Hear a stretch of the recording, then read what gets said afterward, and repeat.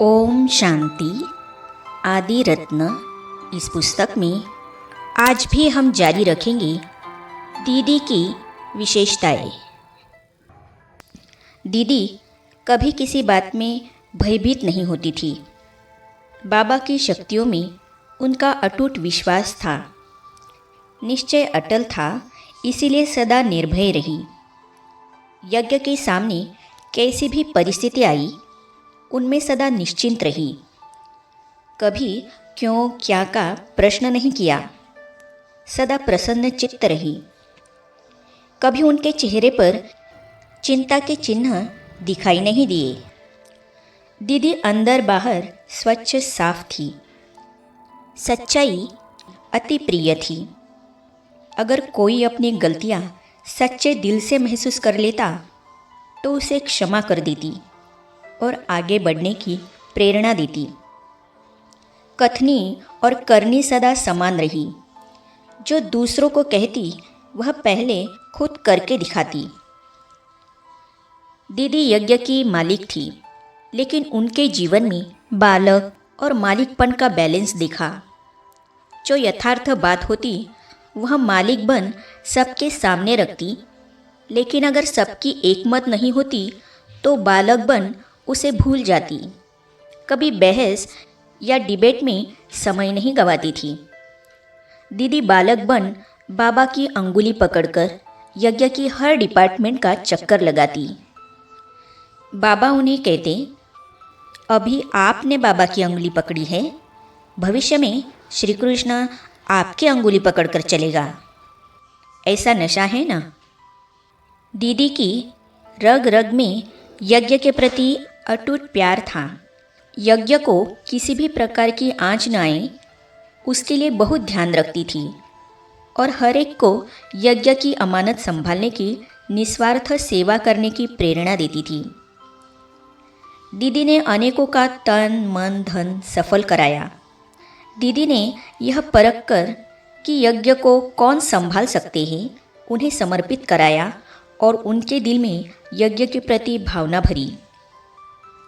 दीदी अलौकिक माँ के रूप में सबको स्नेह भी देती, हर प्रकार से यज्ञ वत्सों को खाने पीने पहनने रहने की सुविधा देती, उनके स्वास्थ्य का ध्यान रखती।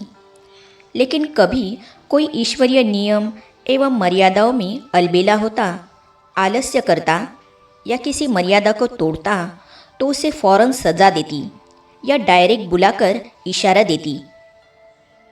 दीदी स्वयं को ईश्वरीय मर्यादाओं का कंगन बांध कर रखती और सभी का उन पर ध्यान खिंचवाती।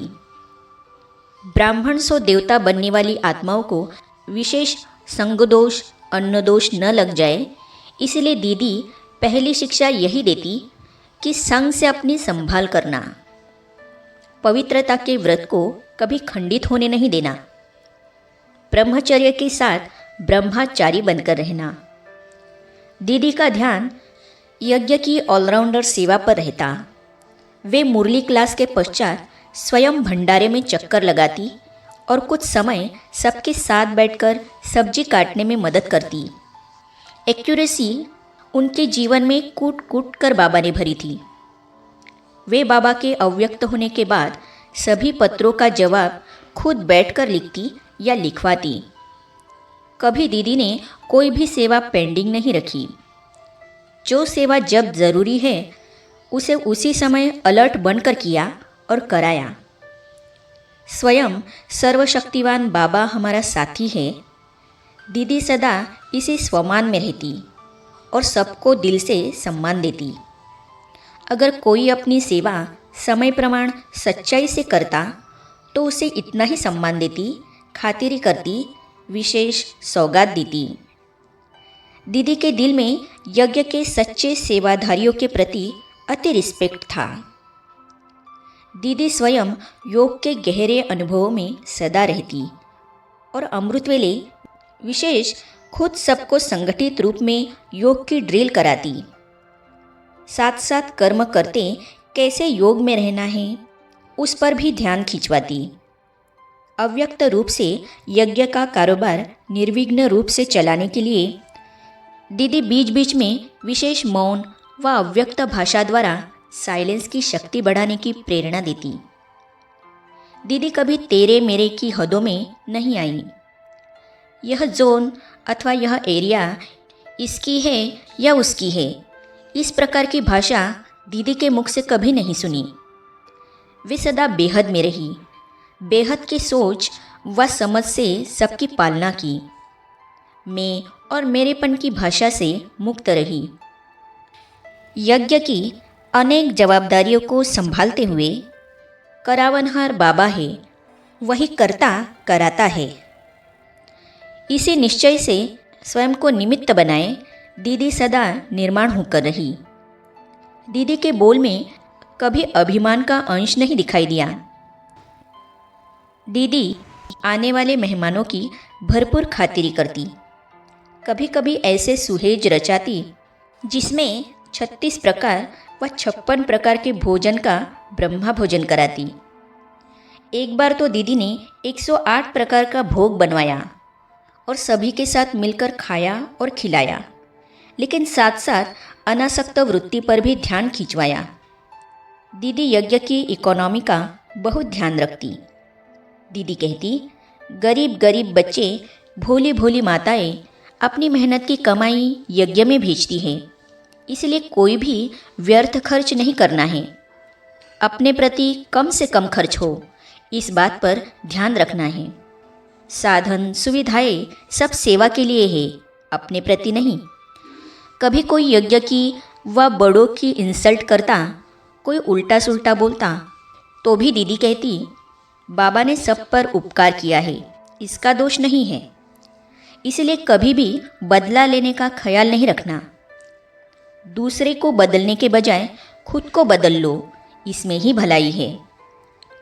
दीदी अव्यक्त होने के कुछ महीने पहले से ही हर कारोबार से उपराम होती गई। कभी कोई बात दीदी को सुनाते तो दीदी कहती, छोड़ दो इन बातों को, अब तो घर चलना है। दीदी के इस वाक्य के आधार पर ही एक गीत बना, अब घर चलना है। इसी एक स्मृति से दीदी साक्षी दृष्टा बनती गई। कार्य व्यवहार से भी उपराम होती 28 जुलाई 1983 में इस भौतिक देह से अलग हो अव्यक्त वतनवासी बन बेहद सेवा में चली गई।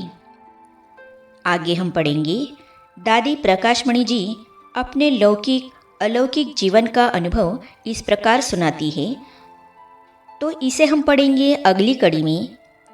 तो इसे जानने और पढ़ने के लिए इस चैनल को सब्सक्राइब करने के साथ ही साइड में जो बेल आइकॉन है उसे भी क्लिक कीजिए, ताकि आने वाली सभी वीडियो और अब तक की सारी वीडियो आप तक पहुंचती रहेगी।